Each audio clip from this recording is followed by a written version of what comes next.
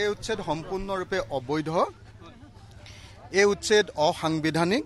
এই গোটেই বিষয়টো গুৱাহাটী উচ্চ ন্যায়ালয়ত চলি আছে। গুৱাহাটী উচ্চ ন্যায়ালয়ে 3টা ষ্টে অৰ্ডাৰ দিছে যে এতিয়া উচ্ছেদ কৰিব নালাগে। তাৰ পাছতো বেআইনীভাৱে এই উচ্ছেদ হিমন্ত বিশ্ব শৰ্মাৰ চৰকাৰে চলাইছে। এইটো অকল সংখ্যালঘুৰ ওপৰত একদম দাদাগিৰি।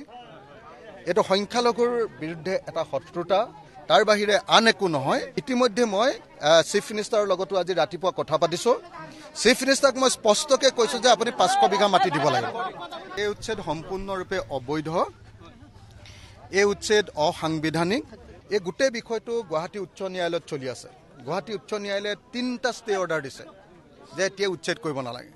তাৰ পাছতো বেআইনীভাৱে এই উচ্ছেদ হিমন্ত বিশ্ব শৰ্মাৰ চৰকাৰে চলাইছে। এইটো অকল সংখ্যালঘুৰ ওপৰত একদম দাদাগিৰি।